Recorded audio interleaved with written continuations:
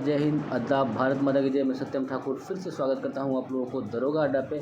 और दोस्तों एग्ज़ाम काफ़ी नज़दीक है, जिसको लेकर बायोलॉजी का जो एसपीटी का नहीं निकलता है सामान्य अध्ययन, तो एसपीटी का रेलवे वाला नहीं दोस्तों, एक नॉर्मल सामान्य अध्ययन साइंस का निकलता है, पीला रंग का कवर रहता है। तो उसी का बायोलॉजी ख़त्म करेंगे।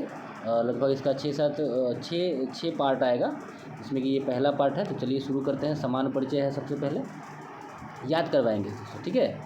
आपको याद करना पड़ेगा मेरे साथ। चलिए, मतलब विज्ञान की वह शाखा जिसके अंदर दोस्तों जो चीज़ आपको याद है, जो आसान क्वेश्चन है उसको हम बार बार नहीं बोलेंगे, जो भारी क्वेश्चन है उसको हम बार बार याद करवाएंगे, ठीक है। चलिए, कहते हैं कि विज्ञान की वह शाखा जिसके अंतर्गत समस्त सजीवों अर्थात जीवधारियों का अध्ययन किया जाता है वह जीव विज्ञान कहलाता है। ये आप जानते हैं, इसमें टाइम नहीं गवाएंगे। चलिए अगला, जीव विज्ञान का शब्द का प्रयोग सबसे पहले लैमार्क एवं ट्रेविरेनस ने 1801 में किया था।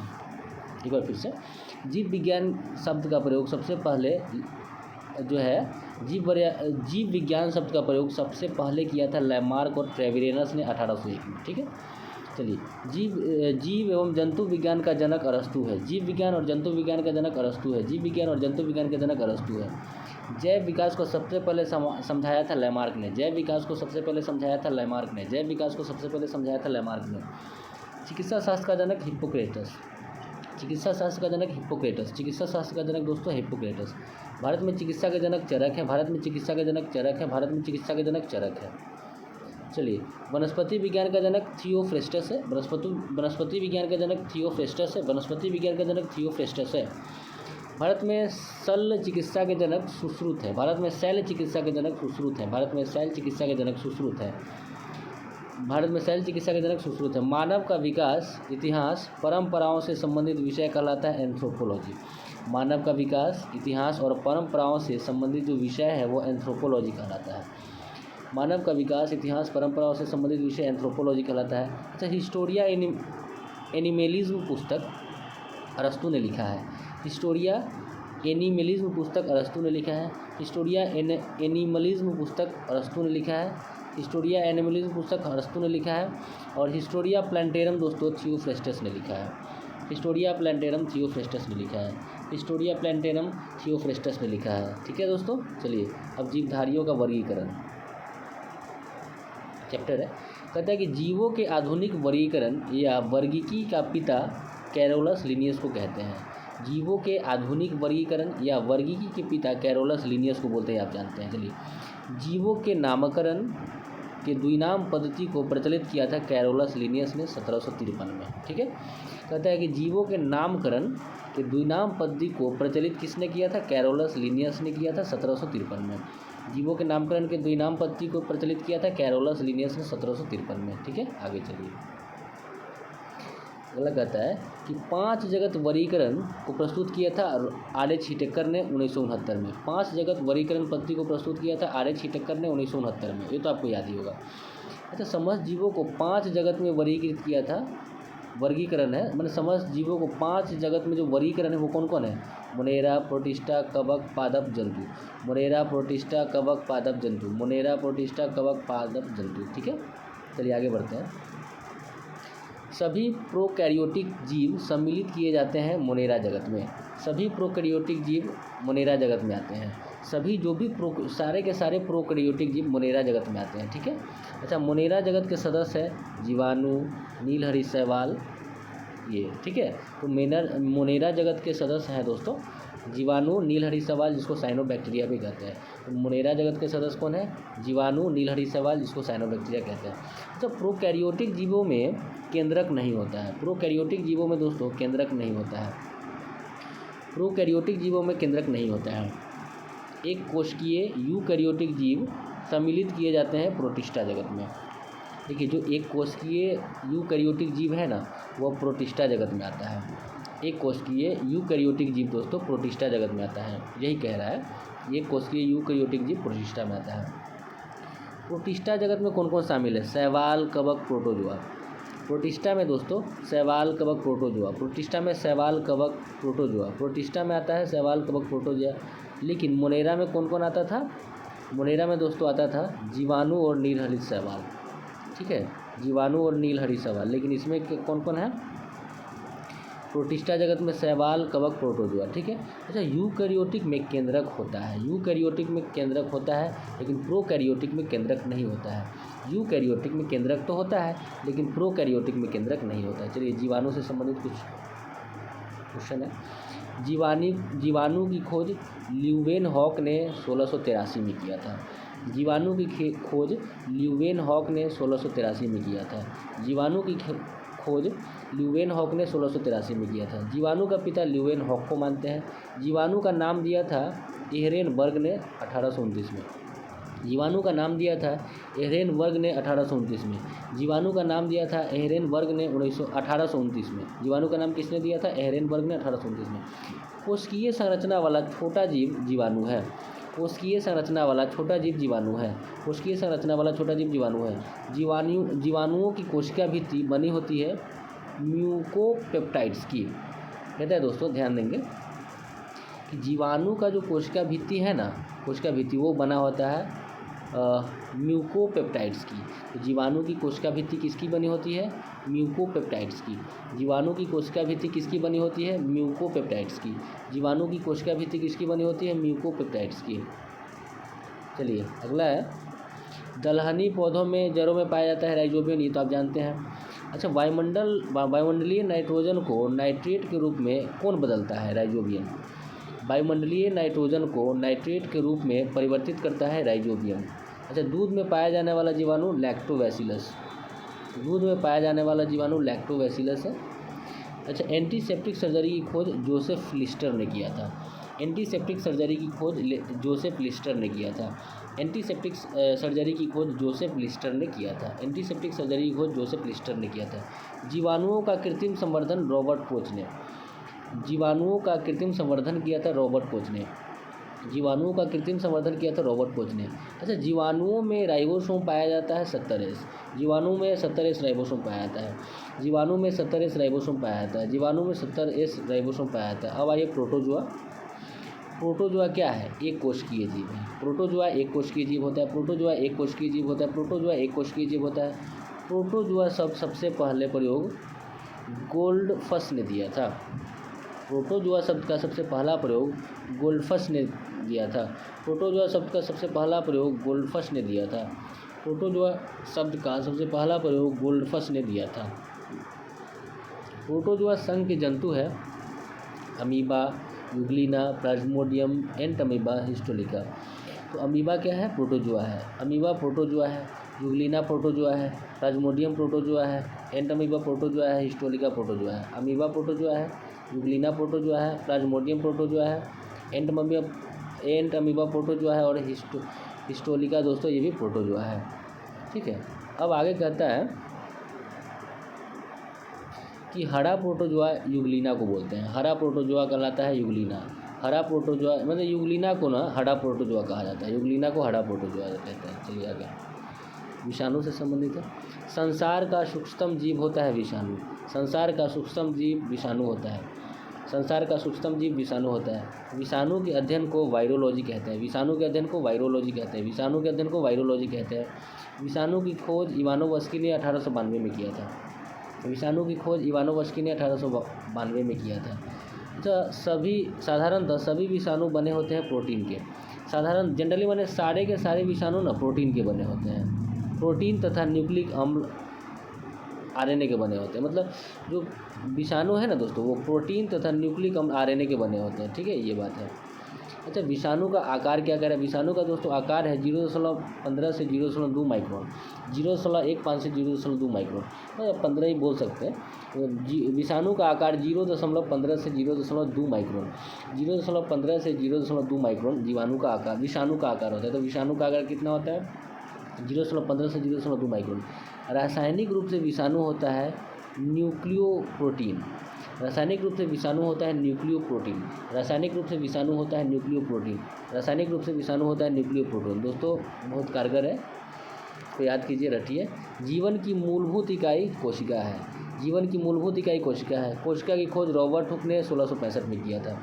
कोशिका की खोज रॉबर्ट हुक ने 1665 में किया था। कोशिका की खोज रॉबर्ट हुक ने 1665 में किया था। जीवित कोशिका की खोज ल्यूवेनहॉक ने किया था। जीवित कोशिका की खोज ल्यूवेनहॉक ने किया था। जीवित कोशिका की खोज ल्यूवेनहॉक ने किया था। कोशिका का अध्ययन साइटोलॉजी कहलाता है। कोशिका का अध्ययन साइटोलॉजी कहलाता है। कोशिका का अध्ययन साइटोलॉजी कहलाता है। कोशिका का अध्ययन साइटोलॉजी कहलाता है। ठीक है, आगे चलिए। कोशिका सिद्धांत को प्रतिपादित किया था स्लाइडेन और स्वान ने। कोशिका सिद्धांत को प्रतिपादित किया था स्लाइडेन स्वान ने। कोशिका सिद्धांत को प्रतिपादित किया था स्लाइडेन स्वान ने। कोशिका सिद्धांत को प्रतिपादित किया था स्लाइडेन स्वान ने। अच्छा, जीवधारी की संरचनात्मक एवं क्रियात्मक इकाई को कोशिका कहते हैं। जीवधारियों की संरचनात्मक एवं क्रियात्मक इकाई को कोशिका कहते हैं। देखिए, कोशिका दो प्रकार का होता है, कह रहा है। कोशिका दो प्रकार का होता है, प्रोकैरियोटिक और यूकैरियोटिक। कोशिका दो प्रकार का होता है, प्रोकैरियोटिक और यूकैरियोटिक। केंद्रक एवं केंद्रिका नहीं पाया जाता है प्रोकैरियोटिक कोशिका में। केंद्रक और केंद्रिका नहीं पाया जाता है, पीछे आप पढ़े हैं ना, वही बात है। केंद्रक एवं केंद्रिका नहीं पाया जाता है प्रोकैरियोटिक कोशिका में। केंद्रक एवं केंद्रिका उपस्थित होता है यूकैरियोटिक कोशिका में। मतलब यूकैरियोटिक कोशिका है ना, उसमें केंद्रक और केंद्रिका दोनों होता है, लेकिन प्रोकैरियोटिक कोशिका में केंद्रक केंद्रिका नहीं होता है। ठीक है, चलिए आगे क्या कहता है। सबसे छोटा कोशिका होता है माइकोप्लाज्मा गैलीसेप्टिक जीवाणु। देखिए, माइकोप्लाज्मा गैलीसेप्टिक जीवाणु की कोशिका सबसे छोटी होती है। तो सबसे छोटी कोशिका किसकी होती है? माइकोप्लाज्मा गैलीसेप्टिक जीवाणु का। सबसे छोटी कोशिका किसकी होती है? माइकोप्लाज्मा गैलीसेप्टिक जीवाणु की। सबसे छोटी कोशिका किसकी होती है? माइकोप्लाज्मा गैलीसेप्टिक जीवाणु की। सबसे छोटी कोशिका किसकी होती है? माइकोप्लाज्मा गैलीसेप्टिक जीवाणु की। सबसे बड़ी कोशिका शुतुरमुर्ग के अंडा होता है, आप जानते हैं। मानव शरीर की सबसे लंबी कोशिका न्यूरॉन होता है, ये भी आप जानते हैं। मानव शरीर में पाई जाने वाली सबसे छोटी कोशिका शुक्राणु। मानव शरीर में पाई जाने वाली सबसे छोटी कोशिका शुक्राणु और मानव शरीर में पाई जाने वाली सबसे बड़ी कोशिका अंडाणु। मानव शरीर में पाई जाने वाली सबसे छोटी कोशिका शुक्राणु है और मानव शरीर में पाई जाने वाली सबसे बड़ी कोशिका दोस्तों अंडाणु हो जाएगा, ओवम। जीवन का भौतिक आधार जीव द्रव। जीवन का भौतिक आधार है जीव द्रव। जीवन का भौतिक आधार है जीव द्रव। जीव द्रव की खोज डुजार्डिन ने किया था। जीव द्रव की खोज डुजार्डिन ने किया था। जीव द्रव की खोज डुजार्डिन ने किया था। जीव द्रव का नामकरण पुरकिंजे ने 1839 में किया था। जीव द्रव का नामकरण पुरकिंजे ने 1839 में किया था। जीव द्रव का नामकरण पुरकिंजे ने 1839 में किया था। जीव द्रव जीवन का भौतिक आधार है, किसका कथन है? हेक्सले का। जीव द्रव जीवन का भौतिक आधार है, किसका कथन है? हेक्सले का। जीव द्रव जीवन का भौतिक आधार है, किसका कथन है? हेक्सले का। ठीक है, चलिए। जीव द्रव का सिद्धांत शुल्ज ने दिया था। जीव द्रव का सिद्धांत शुल्ज ने दिया था। जीव द्रव का सिद्धांत शुल्ज ने दिया था। जीव द्रव का सिद्धांत शुल्ज ने दिया था। पादप कोशिकाओं का बाहरी आवरण कहलाता है कोशिका भित्ति। पादप कोशिकाओं का बाहरी आवरण कोशिका भित्ति कहलाता है। कोशिका भित्ति पाई जाती है केवल पादप कोशिका में। कोशिका भित्ति बनी होती है सेलुलोज की। कोशिका भित्ति बनी होती है सेलुलोज की। कोशिका भित्ति बनी होती है सेलुलोज की। और कोशिका झिल्ली पाई जाती है पादप और जंतु दोनों में। कोशिका झिल्ली पादप और जंतु दोनों में पाया जाता है। कोशिका को एक निश्चित आकार एवं कोशिकाओं को सुरक्षा प्रदान करता है कोशिका झिल्ली। सही बात है, कोशिका को निश्चित आकार और कोशिकांगों को सुरक्षा प्रदान करता है कोशिका झिल्ली। कोशिका झिल्ली जैसे मतलब प्लाज्मा झिल्ली बनी होती है लिपिड और प्रोटीन की। कोशिका झिल्ली बनी होती है लिपिड और प्रोटीन की। कोशिका झिल्ली बनी होती है लिपिड और प्रोटीन की। माइटोकॉन्ड्रिया की खोज अल्टमैन ने किया था। माइटोकॉन्ड्रिया की खोज अल्टमैन ने किया था। माइटोकॉन्ड्रिया की खोज अल्टमैन ने किया था। माइटोकॉन्ड्रिया नाम किसने दिया था? बेंडा ने। देखिए, माइटोकॉन्ड्रिया की खोजा अल्टमैन, माइटोकॉन्ड्रिया को खोजा अल्टमैन, लेकिन इसका नाम दिया बेंडा ने। माइटोकॉन्ड्रिया नहीं होता है जीवाणु में। माइटोकॉन्ड्रिया जीवाणु में नहीं पाया जाता है। माइटोकॉन्ड्रिया जीवाणु में नहीं पाया जाता है। माइटोकॉन्ड्रिया में पाया जाने वाला द्रव कहलाता है मैट्रिक्स। माइटोकॉन्ड्रिया में पाया जाने वाला जो द्रव है ना, वो मैट्रिक्स कहलाता है।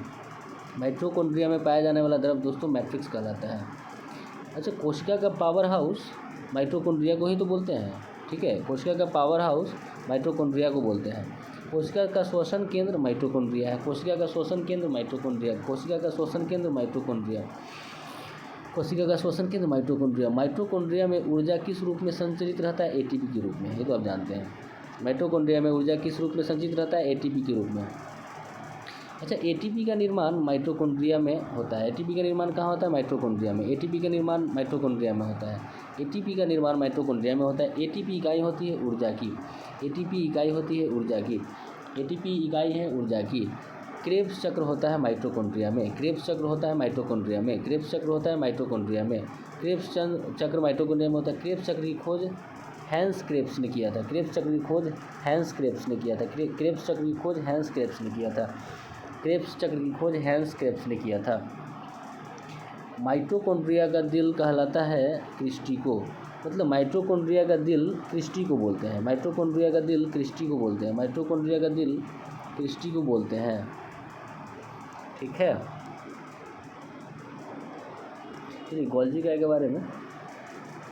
गोल्जी काय की खोज कैमिलो गोल्जी ने किया था, गोल्जी काय की खोज कैमिलो गोल्जी ने किया था, गोल्जी काय की खोज कैमिलो गोल्जी ने किया था। गोल्जी काय की क्रियात्मक इकाई को सिस्टर्नी कहते हैं, गोल्जी काय की क्रियात्मक इकाई को सिस्टर्नी कहते हैं, गोल्जी काय की क्रियात्मक इकाई को सिस्टर्नी कहते हैं, गोल्जी काय की क्रियात्मक इकाई को सिस्टर्नी कहते हैं। कोशिका का ट्रैफिक पुलिस गोल्जी काय को बोलते हैं, कोशिका का ट्रैफिक पुलिस गोल्जी काय को बोलते हैं, कोशिका का ट्रैफिक पुलिस दोस्तों गोल्जी काय को बोलते हैं। गोल्जी काय का मुख्य कार्य प्रोटीन का स्रवण व पैकेजिंग करना होता है, गोल्जी काय का मुख्य कार्य है प्रोटीन का स्रवण और पैकेजिंग करना, गोल्जी काय का मुख्य कार्य है प्रोटीन का स्रवण और पैकेजिंग करना, गोल्जी काय का मुख्य कार्य है प्रोटीन का स्रवण और पैकेजिंग करना। ठीक है, चलिए लाइसोसोम। लाइसोसोम की खोज प्रोफेसर डी डवे ने 1948 में किया था, लाइसोसोम की खोज डी डवे ने 1948 में किया था, लाइसोसोम की खोज डी डवे ने 1948 में किया था, लाइसोसोम की खोज डी डवे ने 1948 में किया था। ठीक है, लाइसोसोम की खोज डी डवे ने 1948 में किया था। लाइसोसोम एक प्रकार का होता है एंजाइम, लाइसोसोम एक प्रकार का एंजाइम होता है, लाइसोसोम एक प्रकार का एंजाइम है। लाइसोसोम का मुख्य कार्य बाह्य पदार्थों का भक्षण एवं पाचन करना है, लाइसोसोम का मुख्य कार्य है दोस्तों बाह्य पदार्थों का भक्षण एवं पाचन करना। ठीक है, तो लाइसोसोम का मुख्य कार्य क्या है, बाह्य पदार्थों का भक्षण एवं पाचन करना। अच्छा, आत्महत्या की थैली लाइसोसोम को ही बोलते हैं, आत्महत्या की थैली लाइसोसोम को बोलते हैं। कोशिका का एटम बम लाइसोसोम, कोशिका का एटम बम लाइसोसोम, कोशिका का एटम बम लाइसोसोम। अब आइए राइबोसोम में। राइबोसोम की खोज पैलेट ने 1953 में किया था, राइबोसोम की खोज पैलेट ने 1953 में किया था, राइबोसोम की खोज पैलेट ने 1953 में किया था, राइबोसोम की खोज पैलेट ने 1953 में किया था। राइबोसोम बना होता है आरएनए और प्रोटीन का, राइबोसोम बना होता है आरएनए और प्रोटीन का, राइबोसोम बना होता है आरएनए और प्रोटीन का, राइबोसोम बना होता है आरएनए प्रोटीन का। राइबोसोम का निर्माण केंद्रिका द्वारा होता है, राइबोसोम का निर्माण केंद्रिका द्वारा होता है, राइबोसोम का निर्माण होता है केंद्रिका द्वारा। ठीक है, राइबोसोम दो प्रकार के होते हैं, 70S और 80S। राइबोसोम दो प्रकार के होते हैं, 70S और 80S। ठीक है, राइबोसोम कितने प्रकार के होते हैं, दो प्रकार के, 70S और 80S। प्रोकैरियोट में 70S राइबोसोम होता है और यूकैरियोट में 80S होता है। प्रोकैरियोट में 70S होता है और यूकैरियोट में 80S होता है। प्रोकैरियोट में 70S और यूकैरियोट में 80S होता है। प्रोटीन का संश्लेषण राइबोसोम द्वारा होता है, प्रोटीन का संश्लेषण राइबोसोम द्वारा होता है, प्रोटीन का संश्लेषण राइबोसोम द्वारा होता है। प्रोटीन का फैक्ट्री राइबोसोम को ही बोलते हैं, प्रोटीन का संश्लेषण तो राइबोसोम द्वारा होता है और प्रोटीन का फैक्ट्री भी राइबोसोम को बोलते हैं। चलिए लवक। पादप लवक पाया जाता है पादप में, लवक पाया जाता है किसमें, पादप माने पौधा में। लवक तीन प्रकार का होता है, अवर्णी लवक ल्यूकोप्लास्ट, वर्णी लवक क्रोमोप्लास्ट और हरित लवक क्लोरोप्लास्ट। देखिए, अवर्णी लवक को ल्यूकोप्लास्ट बोलते हैं इंग्लिश में, अवर्णी लवक ल्यूकोप्लास्ट, वर्णी लवक क्रोमोप्लास्ट, वर्णी लवक क्रोमोप्लास्ट और हरित लवक क्लोरोप्लास्ट। चलिए आगे देखते हैं। अवर्णी लवक पाए जाते हैं जड़ की कोशिका में, अवर्णी लवक पाया जाता है जड़ों की कोशिका में। अवर्णी लवक दोस्तों क्या हो गया, आपका ल्यूकोप्लास्ट। ठीक है, तो ल्यूकोप्लास्ट मतलब अवर्णी लवक, अवर्णी लवक मतलब ल्यूकोप्लास्ट पाया जाता है जड़ों की कोशिका में। फूल और बीजों के आकर्षक रंग क्रोमोप्लास्ट। ठीक है, फूल और बीजों का जो आकर्षक रंग मिलता है दोस्तों क्रोमोप्लास्ट मतलब वर्णी लवक। ठीक है, वर्णी लवक के कारण। ठीक है, अच्छा, पौधों के पत्तियों का रंग हरा होता है हरित लवक क्लोरोप्लास्ट के कारण, ये तो आप लोग जानते ही हैं। चलिए, पत्तियों का रंग पीला होता है कैरोटीन के निर्माण के कारण, पत्तियों का रंग पीला होता है कैरोटीन के निर्माण के कारण, पत्तियों का रंग पीला होता है कैरोटीन के निर्माण के कारण, पत्तियों का रंग पीला होता है कैरोटीन के निर्माण के कारण। पर्णहरित क्लोरोफिल उपस्थित मुख्य धातु है मैग्नीशियम, पर्णहरित में कौन सा धातु रहता है? मैग्नीशियम। माने क्लोरोफिल या पर्णहरित में कौन सा मुख्य धातु रहता है? मैग्नीशियम रहता है। प्रकाश संश्लेषण में सहायता करता है हरित लवक क्लोरोप्लास्ट।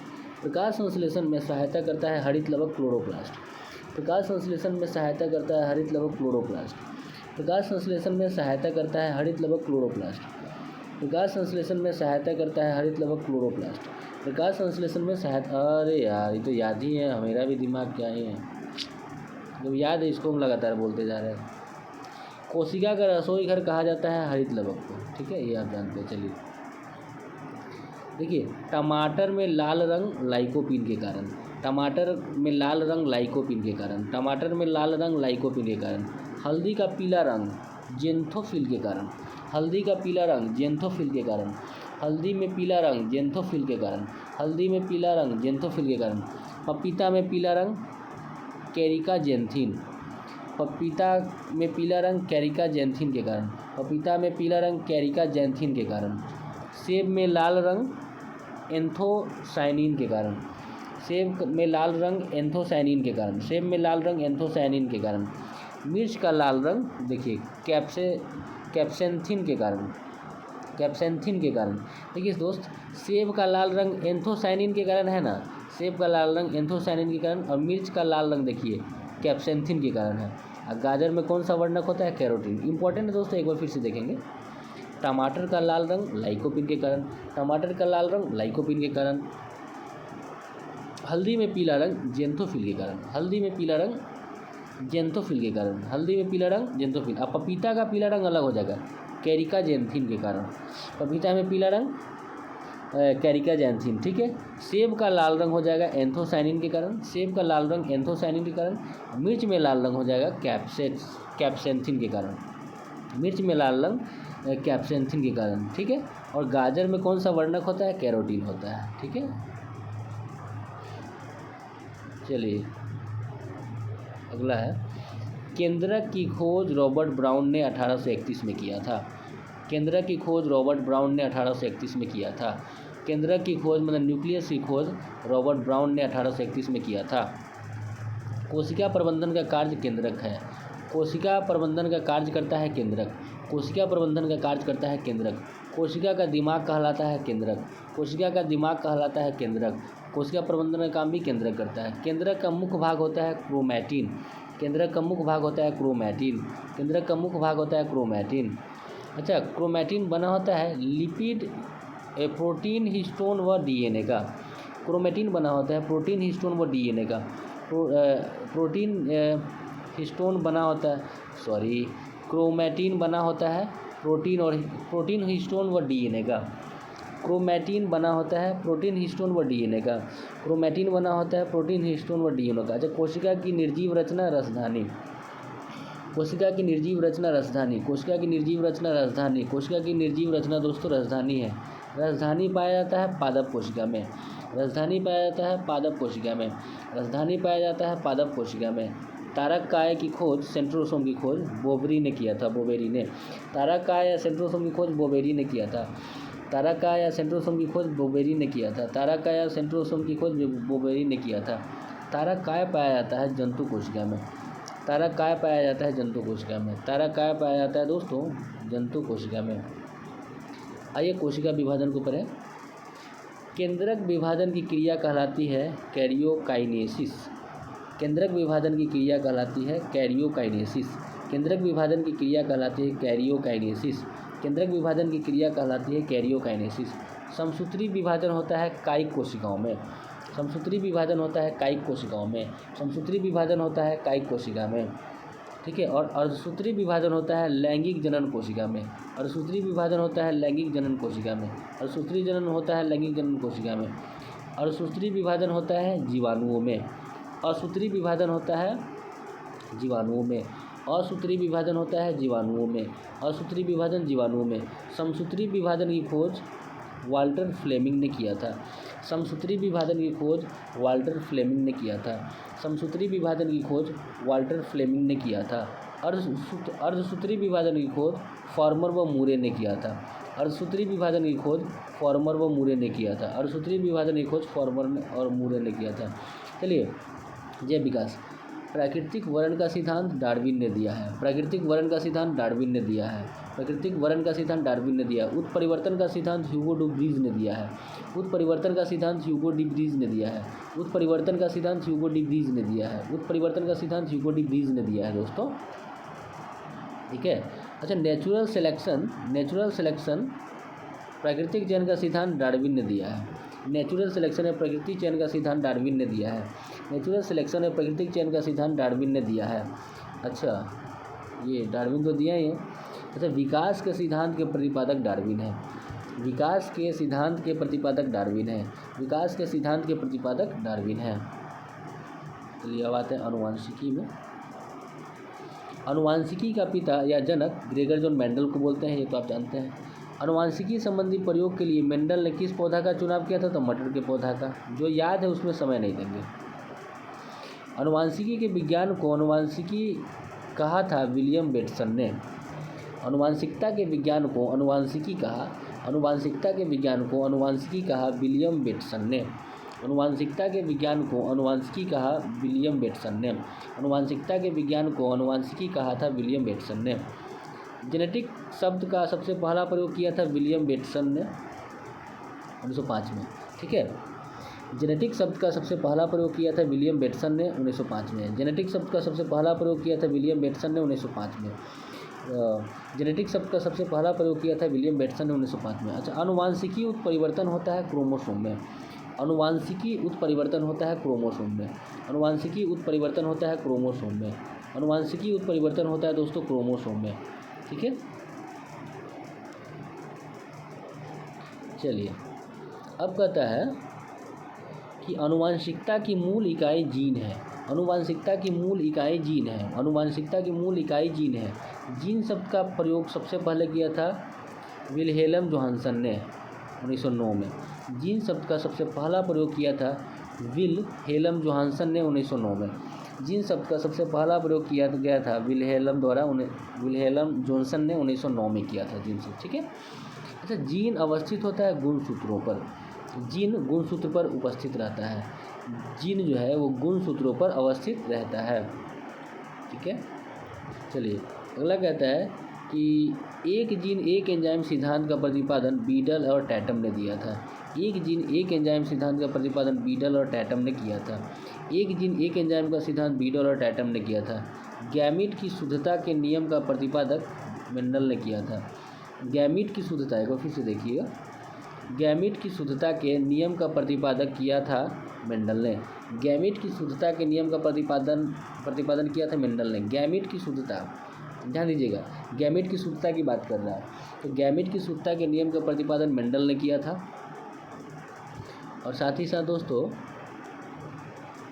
ये कहता है कि जीवन की उत्पत्ति हुई थी प्री कैम्ब्रियन काल में। जीवन की उत्पत्ति हुई थी प्री कैम्ब्रियन काल में। जीवन की उत्पत्ति हुई थी प्री कैम्ब्रियन काल में। जीवन की उत्पत्ति हुई थी प्री कैम्ब्रियन काल में। तो दोस्तों ये पहला पार्ट था, आप लोग को बहुत मज़ा आया होगा और आप लोग इसको एंजॉय भी किए अच्छे से। चलिए याद की इसका फिर दूसरा पार्ट लेके आएंगे, ठीक है। तब तक स्वस्थ रहें, अपना ख्याल रखें और अपनों का ख्याल रखें। धन्यवाद।